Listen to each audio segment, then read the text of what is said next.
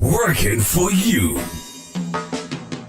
A weekly talk radio program which highlights developments of national interest and the activities of your St. Kitts Nevis government. Join host Lesroy Williams as he presents news, views, reports, and interviews about everything regarding the activities of the Team Unity government and the building of our communities and the development of St. Kitts Nevis. Tune in and call in to interact with your government and share your views regarding the upward forward development of your community and our beautiful Twin Island Federation. Working for You is weekly, every Wednesday live from 1:30 p.m. to 3 p.m. on ZIZ Radio, Win FM, and Sugar City FM with rebroadcast on participating stations. Working for You. Good afternoon, and I welcome you to another Working for You program. Wherever you are and you're tuned in, you are very welcome to this program. We thank you for joining us from week to week. Today we are going to be speaking about our Citizenship by Investment program. And I have with me a very competent man who leads our Citizenship by Investment unit, the St. Kitts and Nevis Citizenship by Investment Unit. And that man, my esteemed guest, is Mr. Les Can. He is the Chief Executive Officer of the St. Kitts and Nevis CIU. Mr. Can, welcome to this program. Thanks, Lesroy. Thanks for having me a second time. And it's a pleasure to be able to talk about our program and to let our citizens know about the workings of the CIU. Okay. Now, let us start the ball rolling. A number of countries in the world, and in particular in the Caribbean, have citizenship by investment programs. The Commonwealth of Dominica, Antigua and Barbuda. Mm-hmm. There is St. Lucia, St. Kitts, and Nevis. And I think there's another country, isn't there? Grenada. And Grenada. Mm-hmm. Okay. What I want you to tell me, though, Mr. Khan, is what is unique about the St. Kitts and Nevis Citizenship by Investment program? Well, for one, and the primary difference is that the St. Kitts and Nevis program has been in operation since 1984. So it's the oldest, and it's the one that has set the mode and has set itself up as a leader for all other programs. Everyone has followed in what St. Kitts and Nevis has done over the last number of years. In addition to that, because of the longevity of our program, the stability of our political environment and economic growth, the program continues to be successful. We have a really robust real estate option, so there are two options as we speak, and a third one was recently added last week. So currently we have three options now, and again, this is unique. We have the real estate option, and we have our SIDF contribution, and we now have our hurricane relief fund. So these are three distinct options, making us unique in the world and unique within the Caribbean. Mm-hmm. There are other reasons why we're different. The quality of our passport is one that differentiates us. We have over 150 countries that we either have visa-free access or access upon entry at port. And this gives us a significant advantage and preference. We have branded ourselves as the Platinum brand. And as a result, we've maintained the standards of good due diligence and efficiency. Over the last couple of years, we have focused on becoming the best in processing, becoming the best in due diligence and in vetting.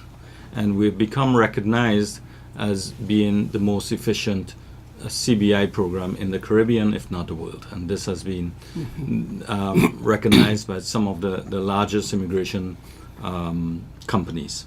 So that's it in a nutshell. What makes us different? Why St. Kitts and Nevis? We're the number one passport in the Eastern Caribbean. We're the number one country for doing business in the Eastern Caribbean. We're the number one or number two passport within the Caribbean, just behind Bahamas. And it goes on and on when we talk about differentiating ourselves. Clients know our brand, and as a result, we continue to lead, and everyone continues to follow. Okay. Now, you have just been appointed as chairman of the Citizenship by Investment of the Caribbean. How do you feel about this appointment? What is your role and capacity as chairman? Well, the Association for the Heads of CBI Units, which is what it is a Citizenship by Investment Association. And it's made up of the heads of all the CBI programs in the Caribbean. Now, we in St. Kitts and Nevis, actually, in June, July 2015, initiated the first conference where we invited other Caribbean islands and representatives from government and the CBI programs to join us in trying to bring the countries together in having a common approach to doing things. Since that time, we've had meetings on a quarterly basis, at least we've attempted to, and for most in part we did. And these meetings were basically chaired and organized by IPSA International, who I had worked for at the time. It was always the intention of IPSA to pass the baton once it was established. And last year, the group of countries agreed that it was time to take ownership. So during the last year, 9 months or so, we had a temporary chairmanship, a temporary couple of individuals who were leading, trying to get us together and so on. About 4 weeks or 6 weeks ago, we met in Grenada, and at that point in time, we then decided to officially announce a chairman, and I was elected as that chairman. It was also agreed that the association would be registered in St. Kitts and Nevis, being the oldest program and the legacy. All of the members felt that it was the ideal thing to do. And actually, in December, we would be hosting the next association membership right here in St. Kitts and Nevis. So what are your responsibilities as chairman? Yeah, the idea of the association is to try to normalize as much as we can, to set standards, to talk about the common issues that affecting each one of the programs. We might be dealing with them independently, but we do have a common problem. For example, if I'm dealing with a type of situation about birth certificates in China, we're all facing that. So how do we share that information? And right now it's done on an informal basis. So we're trying to make that formal. One of the things that we're proposing and is on the agenda for this year is to set up a code of conduct for all of the service providers / agents who support our program, or programs, I should say. And the intent is to, again, make sure everybody's operating the same standards. We've talked about the type of documentation that is needed for an application. We want to standardize that. We want to make sure that we're all asking for the same thing. In conjunction with that, we've discussed and in the process of working through the sharing of information, such as if somebody is denied in one country, not to allow that individual to go and shop in another country. And while our constitutions may prohibit us from sharing directly, we do have a mechanism through CARICOM and JRCC, which is the group that does law enforcement within the Caribbean. So we would be passing information on to them. They do vetting of individuals on behalf of all of the countries in the Caribbean, and we will give them back information that they will hold a database and then can share it with the others. Okay. Now, from time to time you travel Yes. to promote the Citizenship by Investment program of St. Kitts and Nevis. About 6 weeks ago, you were in Singapore. And while there you announced a residency program for economic citizens. Now, some countries, I gather, already have such a criterion. Can you elaborate on this? Well, residency is just a natural follow-on to citizenship. And we've discussed at length how do we add another product, how do we ensure that individuals who want to leverage our residency in terms of having a place of residence, of getting a utility bill, etc. We want to legitimize that. In the past, what we would have is individuals will purchase property or maybe get citizenship and then ask a service provider to provide a utility bill. But they're not residents. Right. All right. And I think it's becoming more and more of a challenge for them internationally. So we wanted to legitimize that. And there was a lot of time spent on looking at the different programs in Malta, Cyprus, how many days are required, what's the period that the OECD accepts as a normal period of residency. And we determined that 2 months was a period of residency that was more or less acceptable by the OECD. Coincidentally, after we announced our 2-month residency program, and Cyprus moved from 183 days to 2 months. So, again, we're leading, but people are recognizing that this is a need, and we're offering it to our clients. It's not something that we're promoting aggressively at this point in time. Obviously, right now, the onus and the priority is to promote our Hurricane Relief Fund, and also to promote our real estate properties. And those are the two primary initiatives, together with the SIDF. Now, the SIDF does not disappear, and I want to reiterate this because we do pay a commission on the SIDF for international marketing agents, and there are individuals who would prefer to do an SIDF rather than to do a contribution on the Hurricane Relief Fund, or there are individuals who would prefer to do real estate rather than the Hurricane Relief Fund, and so on. So that's, those are the main differences. But residence is just a natural follow-on of this. Okay.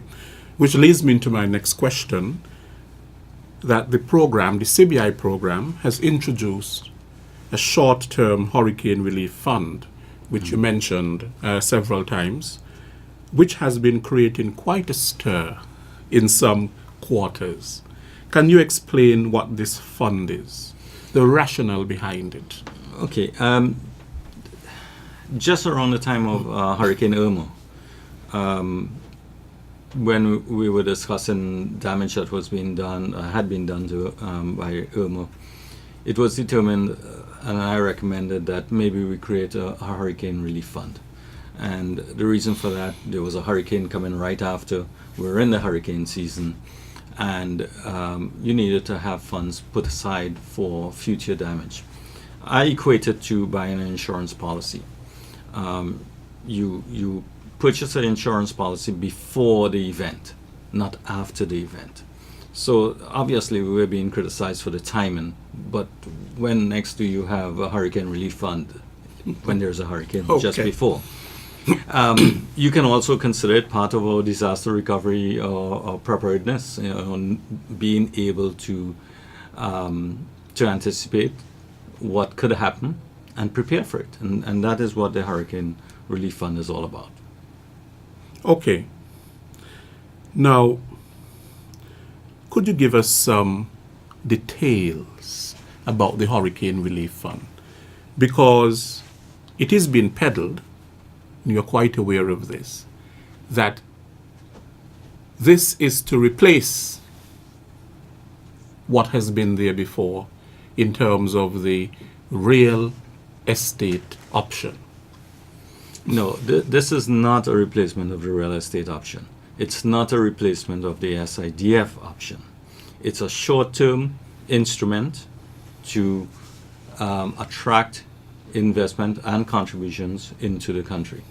And for that reason, it's only established for 6 months. Okay. Through this mechanism, we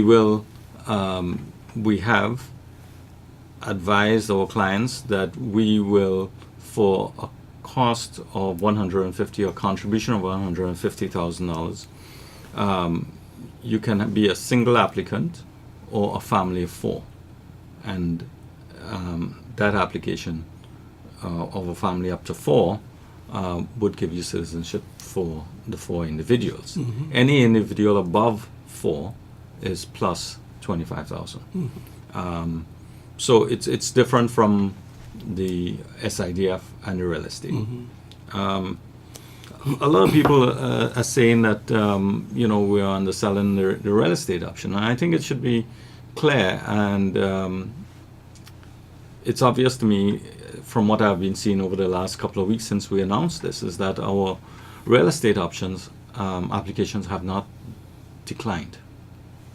People know that we have the Hurricane Relief Fund, they're not switching. I've had clients and agents on island the last couple of weeks, and decisions were made on real estate in spite of this.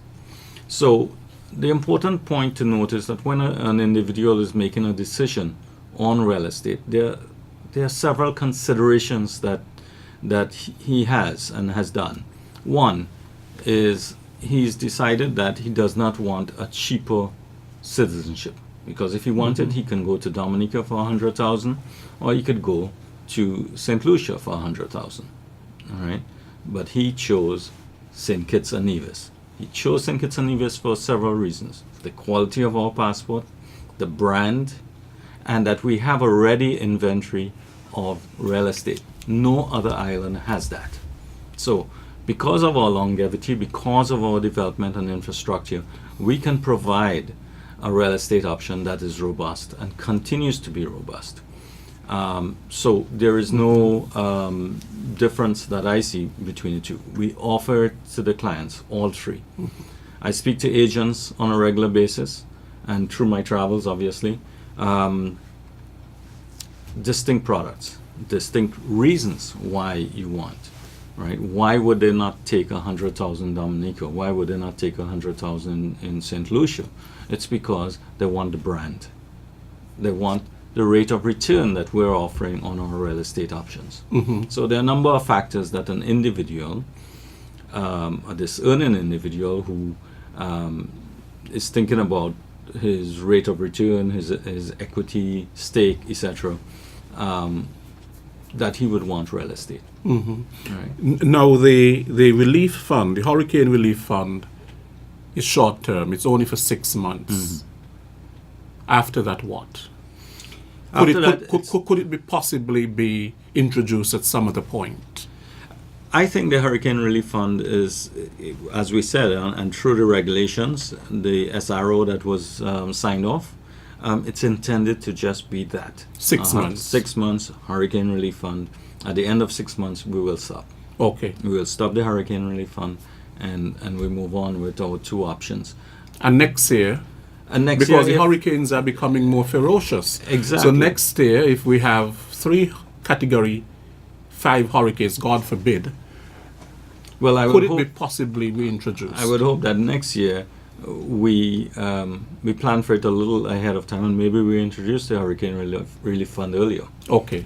That's a possibility, but that's just my idea. Mm-hmm. At the end of the day, this year's strategy is to stop the Hurricane Relief Fund at the end of 6 months. Okay. And we have no intention to continue. Now, is this relief fund legal?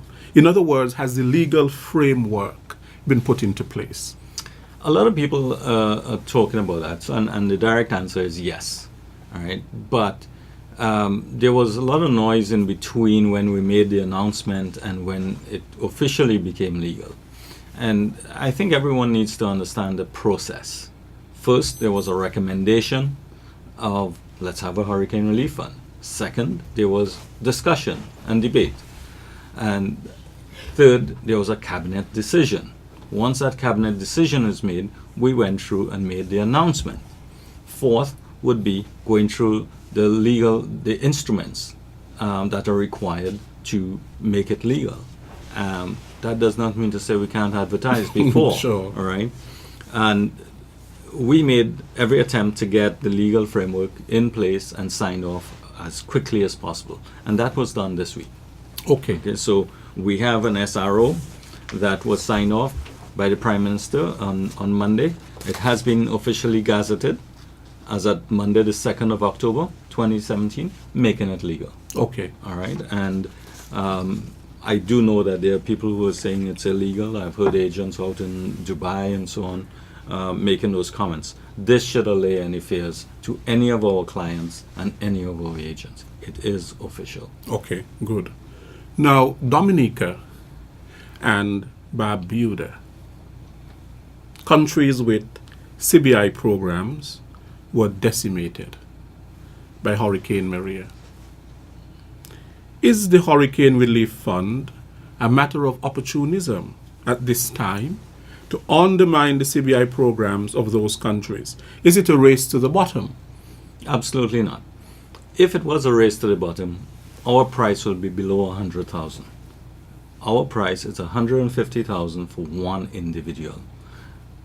Dominica, it's 100,000. We were careful not to undermine Dominica or St. Lucia or anyone else with this initiative. Sure. All right. They have a market. The market is for individuals at 100,000. All right. The client will decide where he wants to go. He either wants to go to Dominica, St. Lucia, Grenada, Antigua. Okay. We chose a price point that maintained our platinum brand, that maintained our standards, that was competitive, but not undermining the others. So any talk about undermining, I mean, it's a fallacy. Again, look at the numbers: 100,000, 100,000, 150,000. We're still higher than the lowest level. So it's not a race to the bottom. It's a temporary situation, and it's one that the country needs the money. We have to find money, and we're all business people. We look at what the client needs and what the client is willing to pay, and we felt this was a good price point. Do you think that the perception came about because of the time when it was introduced, actually after Hurricane Maria? I think the timing was probably a little bit off, if one is to be fair, but it was something that was in the process long before, and we had to get the right decision-making process and cabinet's approval. So it's how different people interpret this or want to talk about it. But at the end of the day, we did not undermine Dominica and St. Lucia. There's still a market for them, and if they can process, that's great. We are at the right price that we think our clients are interested at, and we've made it legal. So I think it's a highly competitive area, but we are positioned very nicely. Okay. Now, we receive economic citizens from the world over. Where are most of our economic citizens coming from? And why do you think this is so? Okay, so we have a combination. I mean, really, it's three regions that really play in this market field, if you want to say that. So you have the Chinese, and they have a demand for traveling. They have a demand for having a rate of return. on their investment, so they're looking for real estate mainly. You have the Middle Easterners who, in a region of instability, and they want to have insurance policies, to be able to leave during periods of war or otherwise. And so that's a second region that comes out. Then you probably have Eastern Europe. That would also be an area that used to attract a lot of attention. Now it's not as attractive for us because there's Malta and Cyprus and its closer proximity to that part of the world. So the main reasons would be, as I said, it's insurance policies, it's the ability to travel. Would be the prime reasons why individuals will be doing it. Better education for the family, and in some cases now, quality of life, in terms of schooling, in terms of retirement options, and so on. And St. Kitts and Nevis is ideally positioned geographically to attract individuals because of our ports of entry, for example. You can travel from London, you can travel New York, Miami, to easily get to St. Kitts and Nevis. Now, what are some of the rights of economic citizens? An economic citizen has all rights as anyone else born in the country except to vote. So they don't have a voting right. Okay. Great. Now, another question to ask is, with CBI programs, there has been a lot of publicity, sometimes negative, given to the due diligence process. How strong is the due diligence process of the St. Kitts and Nevis CBI program? Due diligence is an area that we take really seriously, and more than any of the other islands, we have instituted additional steps in ensuring that the individual is of good repute. So the first stage of due diligence is when the applicant goes to, let's say, an international marketing agent, somebody over in Dubai or Hong Kong or Shanghai, asking to put in an application. That agent runs a due diligence on the individual, either using whatever tools they have, like World Check or World Compliance. These are systems and tools by established companies that does background checks at a very high level.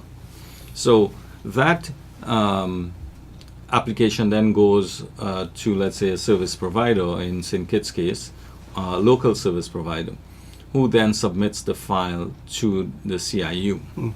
That local service provider, in fact, at the beginning of this year, we instituted a new policy for all local service providers and agents that they must perform a due diligence, a high-level due diligence on the application that is coming across their desk. And they must submit that due diligence report as part of the submission to the unit. So this is an extra step. Once we get the file and we look at the various documentation that is required, and let's say it passes the test of documentation, we then send it to an international due diligence company. And we have a number of these. In St. Kitts and Nevis, we use up to 6. The main 3 due diligence providers that some people would be aware of would be IPSA, which is now called Exeger, SRM, Thomson Reuters, BDO. These are just some of the international due diligence companies.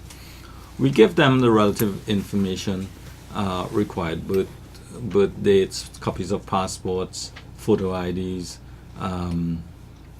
or various application form that outlines where they've lived, what their background is. And that due diligence company then takes that information and runs it against the various sanction lists number one, to see if they're against on any sanction list. They also run it through social media and other media channels to see if there's any negative, positive media. Then they take the information and that documentation and they send it to a sub-agent in the location that that individual has said he's lived or is living. And an investigator goes on the ground and confirms that the individual is living where he said he's living, confirms that his job is what he said his job is, that if there are any local bodies that he might have to be registered in, they will check that. They will also check to see if his utility bill is accurate, if it ties in with what we were told on the various application forms. That's done discreetly. Mm-hmm. If the individual has said that he has education from a different school and so on, and they provide certificates, we go out and we validate whether that certificate is valid. Mm-hmm. You know, is it correct? Does the school recognize it? Did he really qualify for Yes. all of this adds to the credibility of the individual. So when we get a report back, we're also getting bank statements. We're analyzing the bank statements to see the flow of funds, where it originated from. We look at if he says he has $1 million in an account for his investment, does he really have $1 million? Where did that $1 million come from? Does that $1 million match with the type of revenue that he said based on his occupation? Does that give him that kind of money? If we look at a bank statement and we see large sums of money coming in and large sums of money coming out, we want to know what that is. If it doesn't tie into the nature of the business that he's doing, right? Sometimes we will get reports back. We look at it, we analyze it, and we basically say, you know what, we're not happy with this. So we go back to the due diligence company and we said, listen, this doesn't look right. Can you go back and check it? Eventually, we have a discussion with the service provider, who then passes on information on to the client if we're unhappy, and if we need additional information to validate what this individual has said or to support what he has said that we did not find in our due diligence process, he will provide more information. And at that point in time, then the unit will will do a review again and will make a recommendation for citizenship if it passes the test. If not, then it goes through the denial phase. Why is all of this so important? It's important because we have to make sure that an individual is who he says he is. All right. There are forces out there who may be trying to leave a country illegitimately. You know, they may take up somebody's identification. They use somebody else's passport. There are mechanisms that we have through our due diligence process that will tell us whether a passport is a valid passport or not. So yes, it's very important. What if somebody has defrauded a government or a company or something like that and they're on the run? We want to know that before we find out afterwards, you know. So it's very important that the due diligence process is where it is, and the vetting process that follows after that.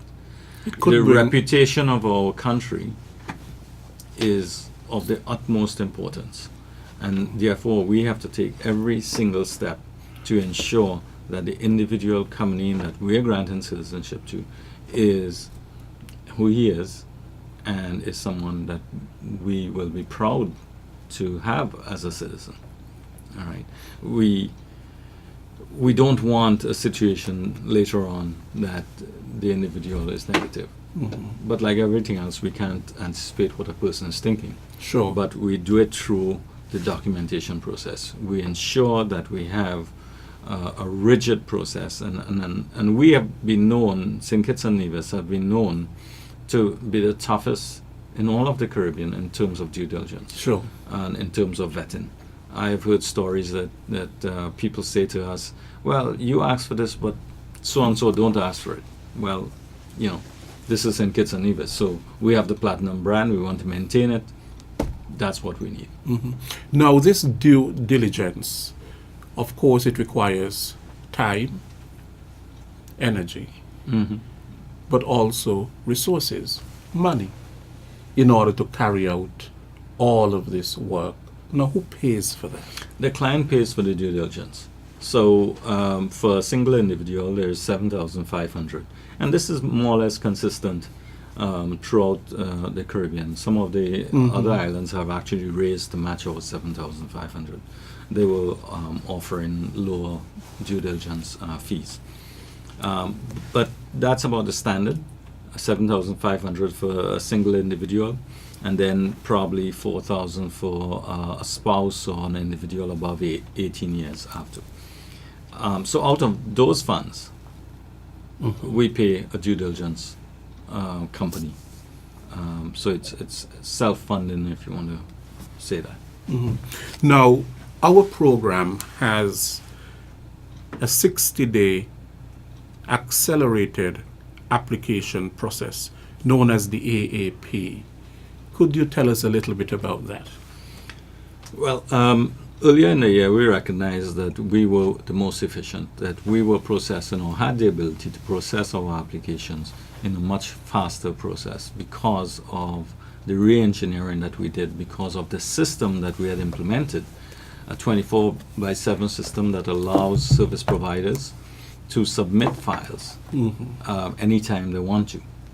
All right, that accelerated the ability for a file to come into the department, and we made adjustments by training more people, by ensuring that we had understood where our bottlenecks could be. Yes. That we worked with our due diligence providers, our international due diligence providers, to be able to turn around an application without compromise. And we pay extra to them to do that, to put somebody ahead of the queue. And that allows us and gives us the window to process. The one point I forgot to mention on the due diligence process was, in addition to the DD companies, the due diligence companies that we use, we also use international law enforcement. So at the point in time that we send out an application to the international due diligence company, we also send it out to law enforcement, who goes through the various mechanisms to ensure that an Interpol check is performed, that if there is any terrorist financing or terrorist links to terrorist activity, anti-money laundering, fraud, or anything along those lines, that through the law enforcement agencies we get feedback. And that too is taken into consideration in our application, in our vetting process. Okay. Now, how does our CBI program work along with that of our tourism market? I think that the two work hand in hand, and we have been making every attempt between the two agencies to ensure that we are piggybacking off each other. I think it's important that tourism also represents the CBI. It's also important that the CBI also represents tourism. And on our website, you will probably see a link to tourism. Again, we want to attract the client and give him access to all of the information and facilities available within the Federation. Now, do we have some of our hotels and so on coming here on this program, on our CBI program? Well, yes, absolutely. Case in point is the Park Hyatt. The Park Hyatt has been a CBI initiative for a while, last 5-6 years, I believe, and the Park Hyatt will be going live in November this year. So that's a really good story because the hotel is almost complete, if not complete at this point in time, and is open for business in November.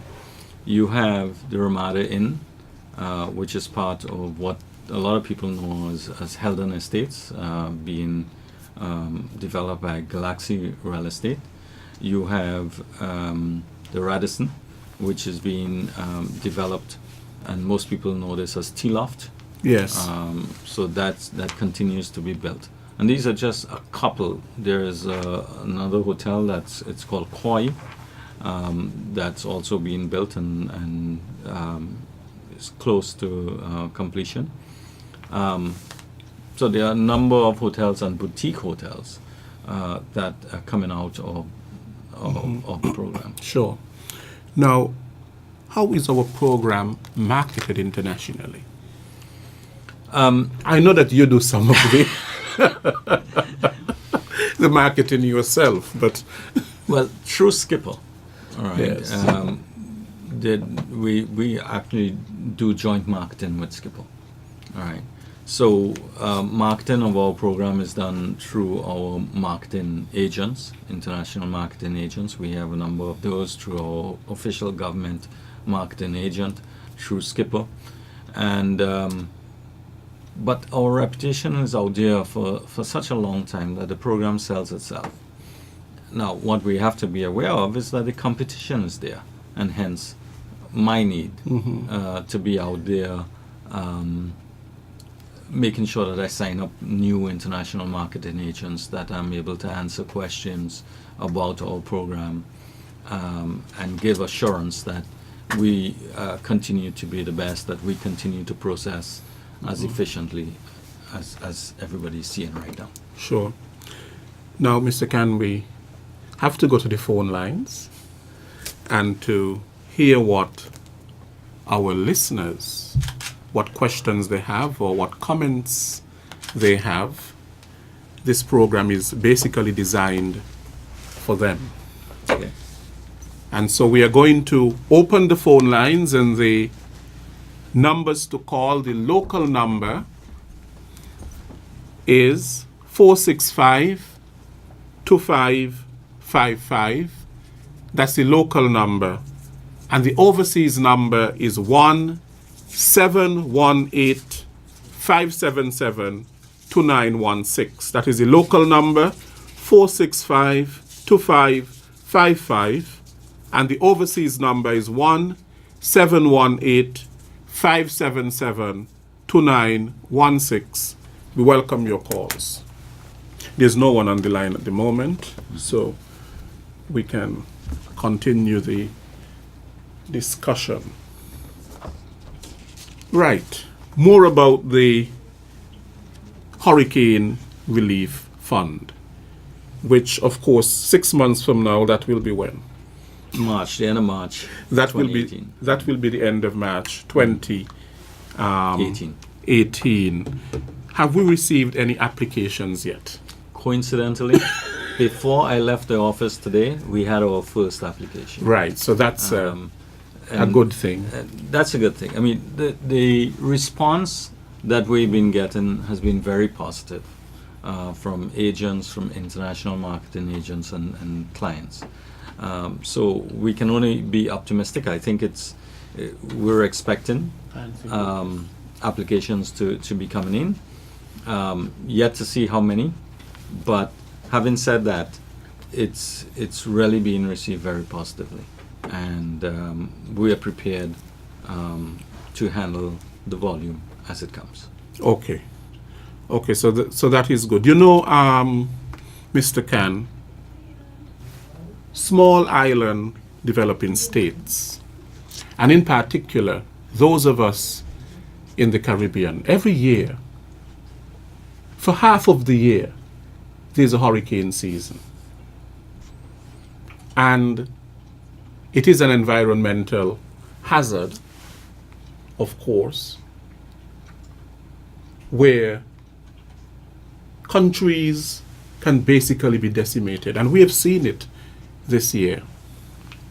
Like the US, they have FEMA, and they have these how much reservoirs or whatever that they can tap into to provide disaster relief and so on. Those of us in the Caribbean, most Caribbean countries, heavily indebted, relying on aid and so on, do not have this sort of money when disasters strike and so on. We have to go and we have to borrow. And also, sometimes the aid agencies don't want to lend because we are not termed, we're middle income countries, and so they don't want to give aid. So the Hurricane Relief Fund, I think, is a brilliant idea. Thank you for that. I think it's, as we said, it's a short-term situation to create cash flow and monies for the Federation. But I think moving forward, I know Prime Minister has talked about, having a resilience fund, doing other things. Yes. And I think the IMF has also said in their meetings with us that we need to consider alternative types of funding or pools that we can leverage on or go to. Other countries call it a sovereign fund, where they can tap into it at any point in time. Our SIDF is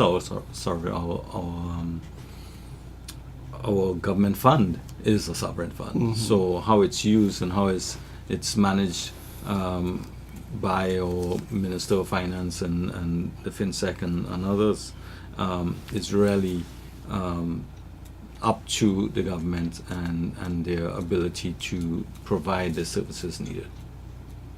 Okay. Now, we have service providers.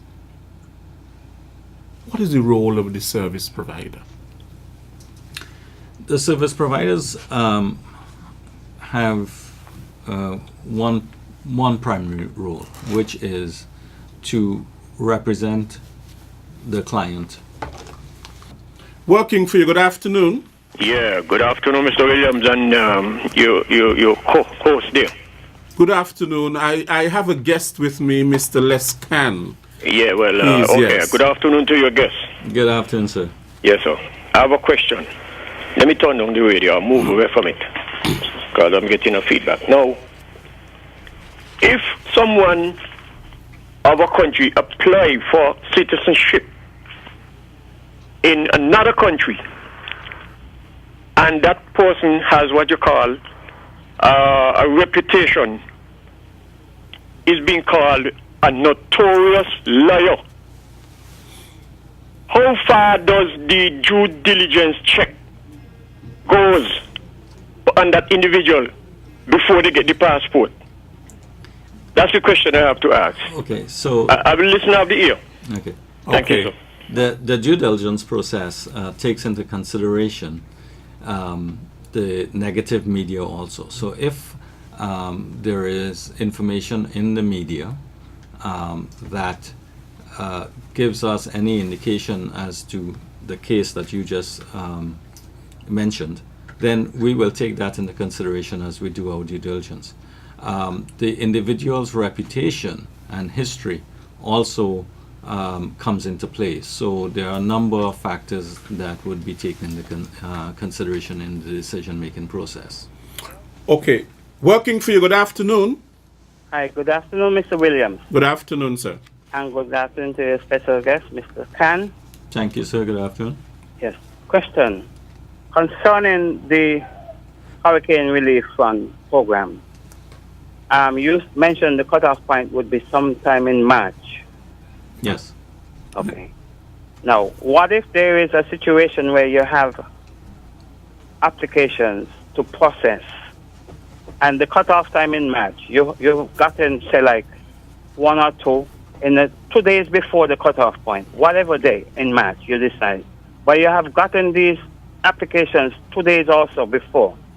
And there's a process that you have to go through those fresh applications and it runs where rumors spread that you all are processing these applications beyond the time. What mechanism are there in place to alleviate the general public from getting the wrong impression that you all are still processing beyond the 6-month period? Well, I think it's first, let's clarify the point. We are taking applications to the Hurricane Relief Fund up until the end of March. Processing will happen at least 60 to 90 days thereafter. So processing of an application takes approximately 90 days. So even if we were to take an application in at the end of February, for example, you'll still be running March, April, May while we process the application. So it needs to be understood that processing of applications is different from the receipt of applications. We will not take any new applications into the Hurricane Relief Fund after the end of March. But the point I'm making, the general public may not be aware of all of that. So are there a mechanism to inform the general public, sensitize the general public, this is the situation? I think it's important that we try to be as transparent as we can in our processing and the number of applications. And I think just by being on this show and explaining the process, explaining how transactions or applications go through the unit, we're educating the public on that factor. Okay, good. Now we were talking about service providers. Yes, so service provider's role is primarily to represent the client and the client's application and to input the application through to the CIU. Mm-hmm. The service providers have an obligation to do a due diligence process and ensure that they understand their client and that they are also given to the unit a solid applicant. Mm-hmm. So they have a role to play. Based on the CBI regulations and so on, all applications must go through a service provider, a local service provider. Okay. And to make a point here, local service providers must get licensed through FSRC. Right, the financial regulatory body. Yes, services commission. Now, who are some of these service providers that we have here in St. Kitts and Nevis? Well, if you go onto our website, you will see a list of about 60-something service providers. Some of them are more active than others, and they are basically lawyers and probably accountants who, under the various acts, are able to do service providing. Okay. They have gotten the license for that. Okay. Okay. Okay, good. We have no callers on the line. I am, so impressed with the Hurricane Relief Fund, and I think you said before for the general public, how much is a single applicant for this? A single applicant would be 150,000. 150,000. Yes. And the 150,000 stands up to a family of 4. So a family between of 4. 1 and 4, it's $150,000. Okay. So if it's one person, 150. 2 persons, 150. 3, 150. and 4, 150. 150. Okay, I think that's a pretty good. It's a good deal.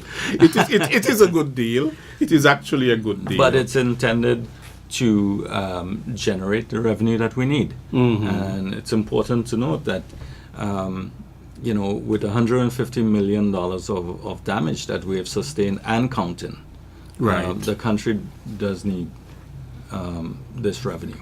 Okay. And we're making every attempt to ensure that we market it appropriately, that people understand what it's for. It goes into the government's account, all right. I think it's called the Federation Fund. The Consolidated Fund. The Consolidated Fund. So it goes in the Consolidated Fund, and then based on the regulations and the appointees by the Prime Minister, the funds will be used for hurricane relief. hurricane relief. It's very So clear. there will be a committee, of course. Right, and the Prime Minister in yesterday's press conference elaborated on this and made sure and made clear that it will be accounted for. Okay.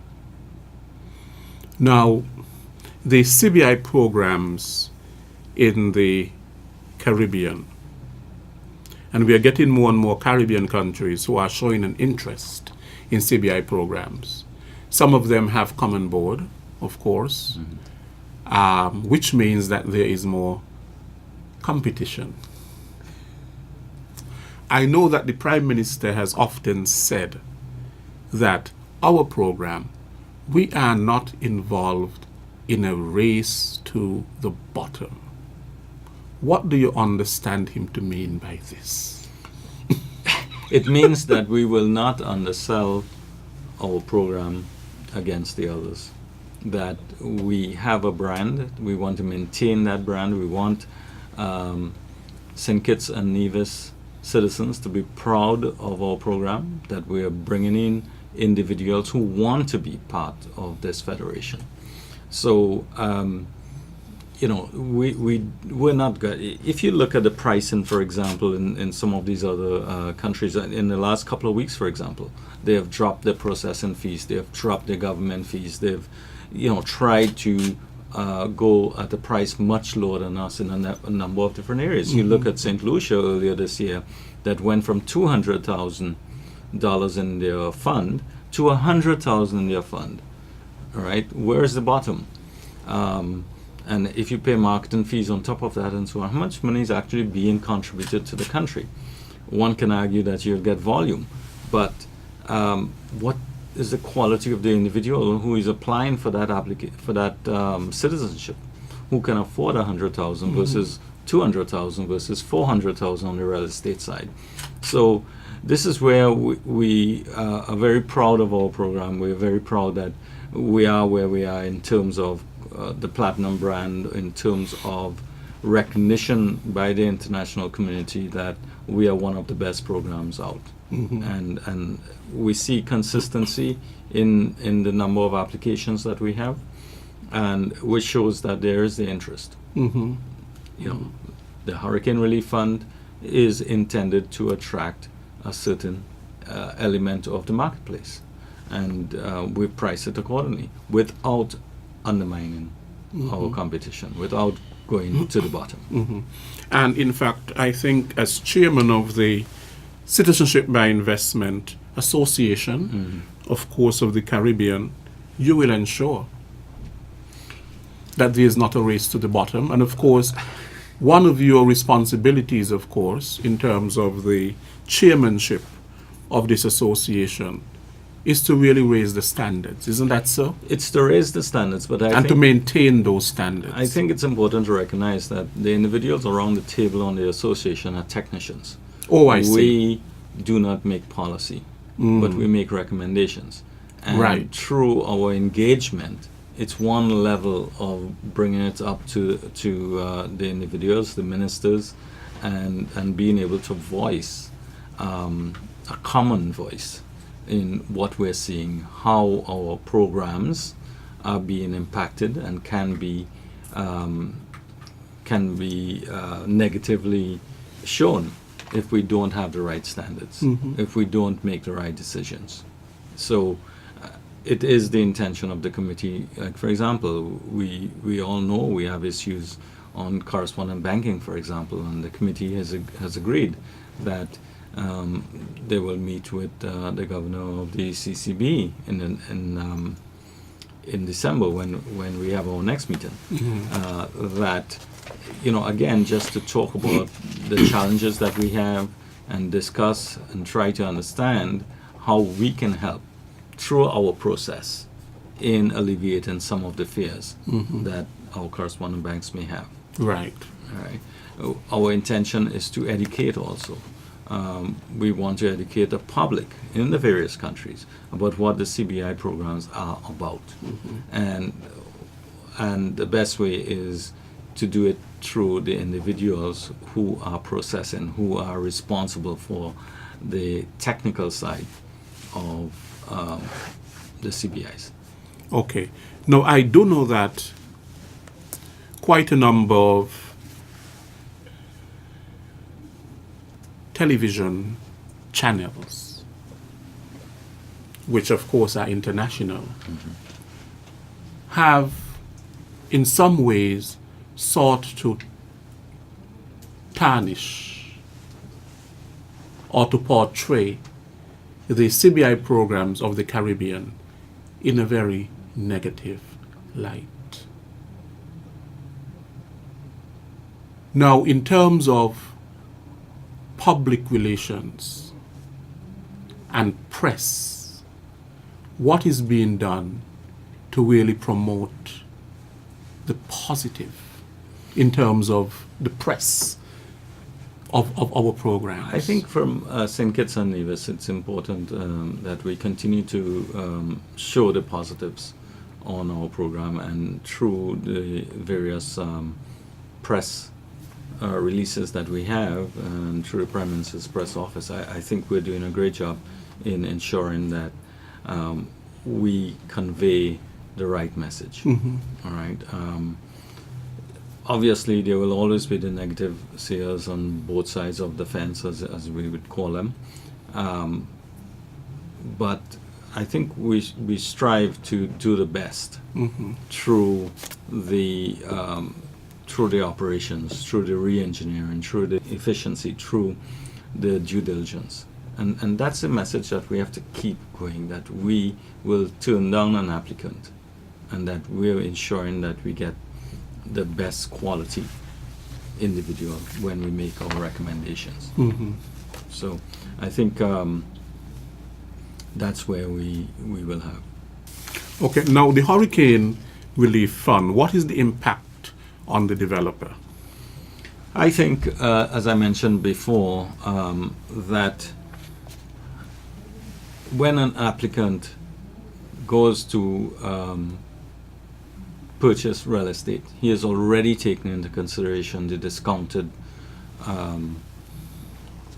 program. He's taken into consideration Dominica, St. Lucia, the SIDF. So he wants a rate of return. So far, I have not seen anything that gives me any indication that people are switching from real estate to the Hurricane Relief Fund. The intention, obviously, is to have 3 products, because we believe that there are clients out there who will choose the right product for their needs, and that's our intention. But again, recall, this is a short-term need and a short-term instrument. Yes. It only runs until the end of November. I'm sorry, the end of March. So I haven't heard anything that suggests that we're putting the real estate agents at disadvantage. Okay. All right. I mean, there will be individuals who will say, yes, you need to do something for us, and so forth. But right now, the numbers don't indicate that that is the case. Now, where are most of our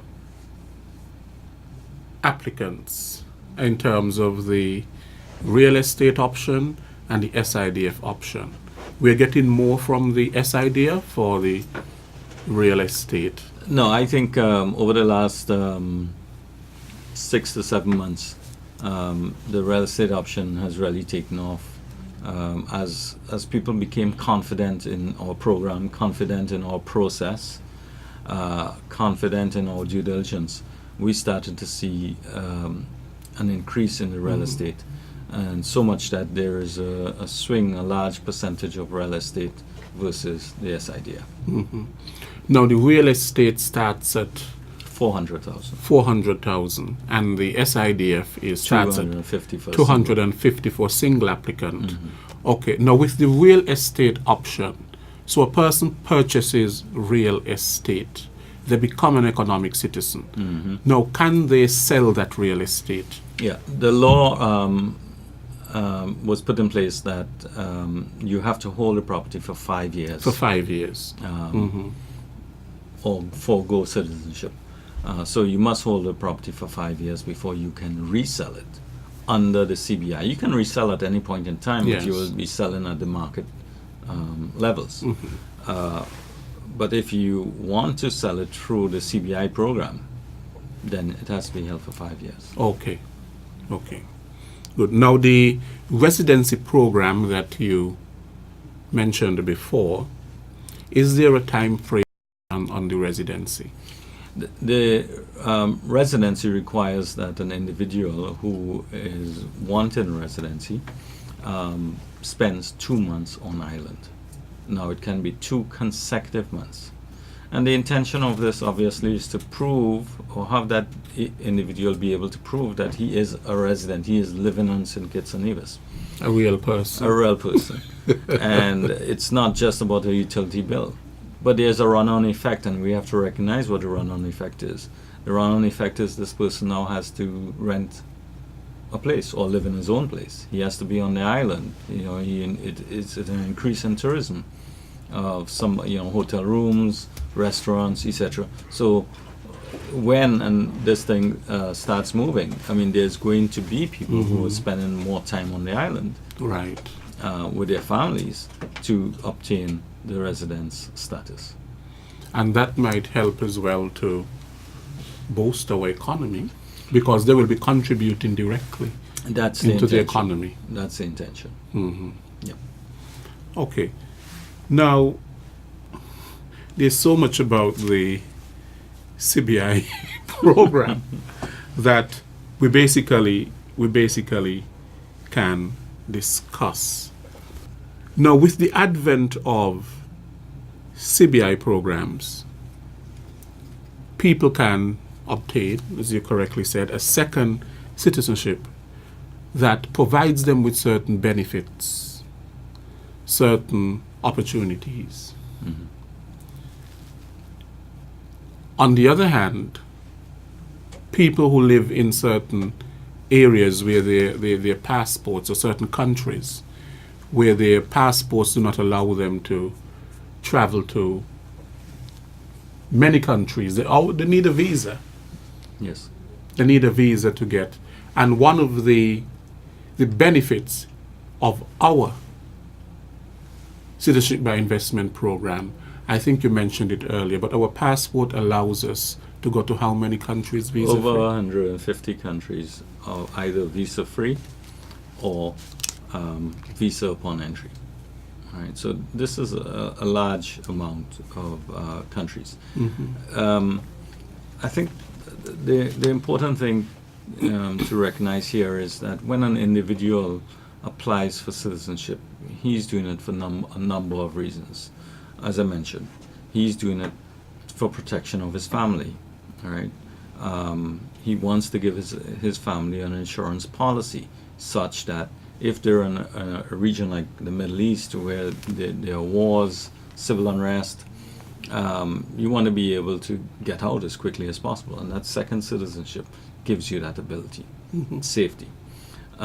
Secondly, if you belong to countries, as you alluded to, that has restrictions in travel, you want a passport, or citizenship, I should say, that allows you the ability to travel freely to as many countries as possible.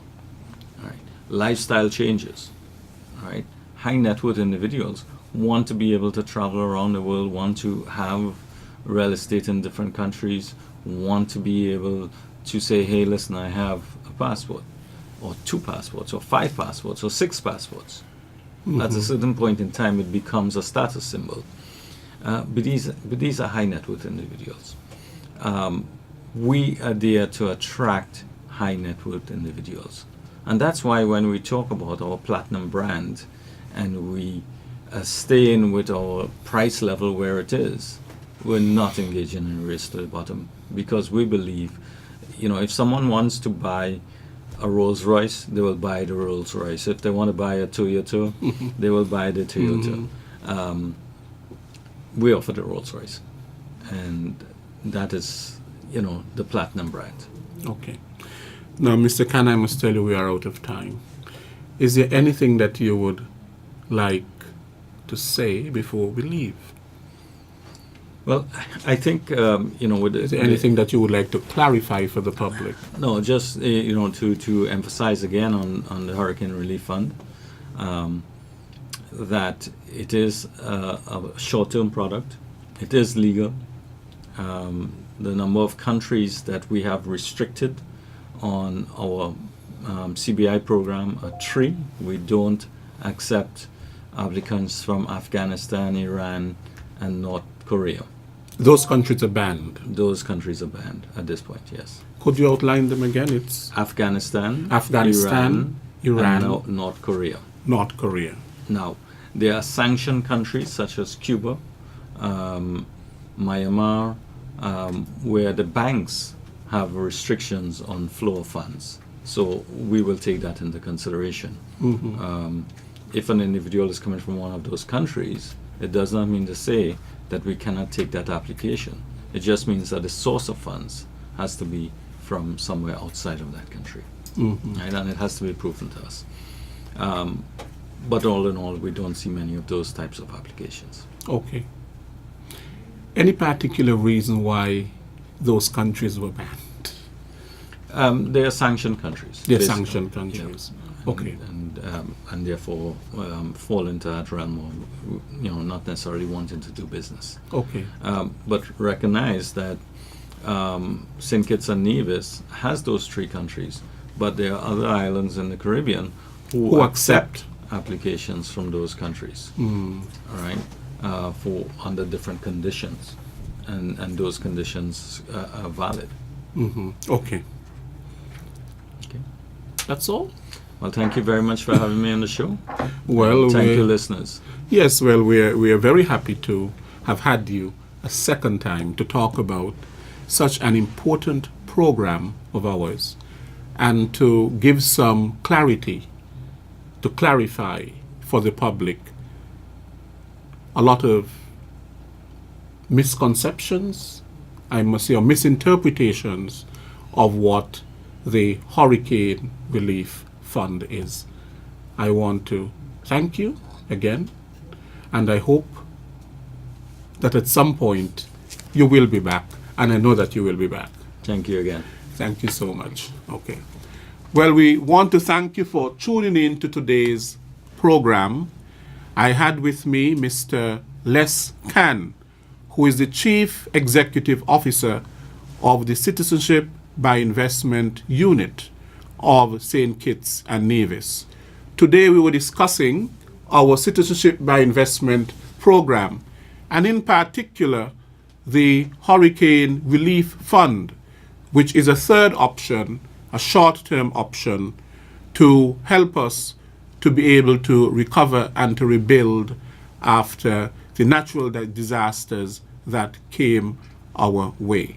I want to thank all of our listeners, those of you who called in, those of you who made suggestions and so on. Thank you very much. We appreciate you tuning into this program week after week. I am your host, Les Roy Williams. Next week, we will be back for another Working for You. Have a good day.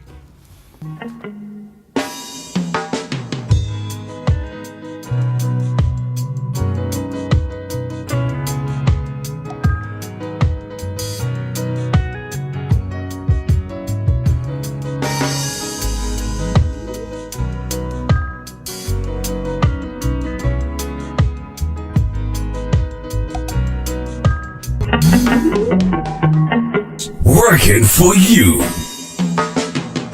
A weekly talk radio program which highlights developments of national interest and the activities of your St. Kitts Nevis government. Join host Roy Williams as he presents news, views, reports, and interviews about everything regarding the activities of the Team Unity government and the building of our communities and the development of St. Kitts Nevis. Tune in and call in to interact with your government and share your views regarding the upward forward development of your community and our beautiful Twin Island Federation. Working for You is weekly, every Wednesday live from 1:30 p.m. to 3 p.m. on ZIZ Radio, Win FM, and Sugar City FM with rebroadcast on participating stations. Working for You.